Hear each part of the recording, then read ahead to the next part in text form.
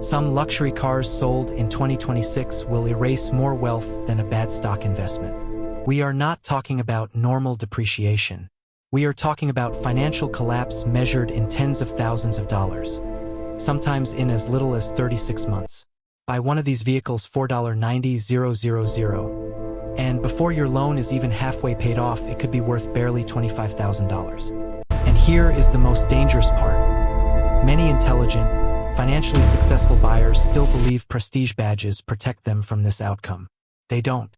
Because in today's market, the moment certain luxury cars leave the dealership, the depreciation is not gradual. It is violent. This is no longer about driving pleasure versus cost. This is about whether you are unknowingly volunteering to absorb one of the fastest forms of wealth destruction in the modern consumer economy. One of the vehicles on this list is projected to lose over 72% of its value. Purchase it near six figures, and watch it fall into entry-level sedan pricing before the decade ends. That is not depreciation. That is wealth evaporation. For decades, buyers operated under a comfortable assumption. If the car is expensive, it must hold value. But the 2026 market is dismantling that belief in real time. We are now seeing what industry analysts increasingly describe as a depreciation cliff, vehicles not slowly declining, but falling off a financial ledge. Three forces are driving this shift. First, technological aging now happens faster than ownership cycles. Infotainment systems age like smartphones, not like engines. Second, the aggressive race toward electrification is shortening relevance windows. This cutaway reveals the hybrid powertrain. The engine has high and motor carry medium and low risks, essential for reliability.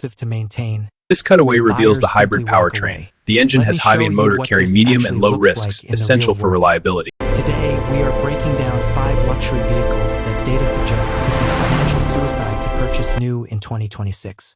These are not bad cars. Many are exceptional to drive. But financially, owning them is often less a purchase and more a transfer of wealth from the balance sheet to the depreciation curve. The Maserati Ghibli is projected to lose nearly 65% of its value within 5 years. Let's translate that. An $85,000 luxury sedan quietly becoming a $30,000 asset. This is not a minor hit. This is capital collapse. The issue here is structural, not temporary. Maserati still competes on emotion in a market that now rewards durability. When you buy a Ghibli, you are buying theater. The exhaust note, the Italian styling, the Trident badge feels special. But the secondary market does not reward emotion. It rewards reliability. And once the warranty disappears, buyer psychology shifts instantly. Suddenly, that beautiful Italian sedan is no longer romantic. It is risky. Maintenance costs can approach exotic car territory. Yet perceived build consistency often trails German rivals costing significantly less. That mismatch creates a resale vacuum, and when demand disappears, depreciation accelerates. Buying this car new effectively means volunteering to absorb the majority of the brand's prestige cost. Drive it off the lot, and a meaningful portion of your wealth drives off with it. Beautiful? Absolutely. Rational? Not remotely. The Jaguar I-Pace represents a completely different category of financial risk, technological irrelevance. Projected depreciation, 72%. Yes, 72. To be clear, the I-Pace was once a breakthrough vehicle, critically praised, award-winning, and genuinely impressive. But in the EV sector, being early can be expensive. Battery development is moving at a pace traditional vehicle cycles struggle to match. The older I-Pace offered a range of 292 miles. The new model extends that to 380 miles and charges 3 times faster. And lower operating friction. The older I-Pace offered a range of 292 miles. The new model extends that to 380 miles and charges 3 times faster. The Jaguar I-Pace houses a high-voltage battery pack. Labeled here are the cells, cooling, management, and power systems. Even 5 years ago can feel generations behind. Used buyers understand this. The Jaguar I-Pace houses a high-voltage battery pack. Labeled here are the cells, cooling, management, and power systems. And markets price accordingly. The steep depreciation here is not merely about Jaguar. It is the financial consequence of owning yesterday's technology in a category obsessed with tomorrow. Buyers think they are purchasing innovation. What they may actually be buying is obsolescence with leather seats. The BMW 7 Series carries what industry insiders call the flagship curse. Expected value loss, roughly 67%. The new 7 Series is less a car and more a rolling technology showcase. Massive displays, motorized doors, sensor arrays everywhere. On day one, it feels like the future. By day 1,200, every screen you admired becomes a potential liability. Complexity is the natural enemy of longevity. When these vehicles hit the secondary market, buyers are not just evaluating luxury, they are calculating repair exposure. Every actuator, every sensor, every electronic system, each one represents a possible four-figure surprise. Second owners know this. Demand softens, resale follows. There is another risk many buyers underestimate: design polarization. If styling ages poorly, depreciation accelerates regardless of engineering brilliance, which creates a strange reality. You are paying a premium today for features tomorrow's buyer expects a discount to tolerate. In many ways, flagship owners are not just drivers. They are beta testers with monthly payments. The Audi A6 plug-in hybrid is projected to lose over 70% of its value in just 3 years. That statistic alone should command attention. Plug-in hybrids were marketed as the perfect compromise, the best of both worlds. But the resale market increasingly sees them differently, the maintenance burden of both worlds. When something fails outside warranty, you are not fixing one propulsion system. You are fixing two: an engine and a battery architecture.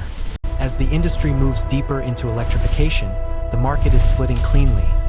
Pure combustion for emotional drivers, full EV for efficiency seekers. The plug-in hybrid sits in a psychological no man's land. Not pure enough for enthusiasts, not simple enough for EV adopters. Risk perception rises. Buyers hesitate.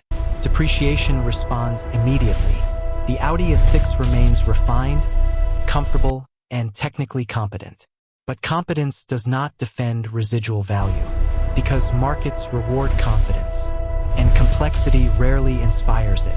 The Maserati Levant is projected to drop roughly 63% in value. Many buyers assume SUVs automatically hold value better.